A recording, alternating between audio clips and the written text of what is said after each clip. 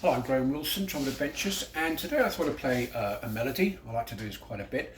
Um, it's from one of Tchaikovsky's symphonies, and I'm going to stand back a bit because I've noticed with the cheap cell phone and kitchen environment, sometimes articulation, especially on these sort of nicer, softer sounding melodies, sound like hammer blows. So I'm going to redirect the trumpet and hopefully it will sound okay.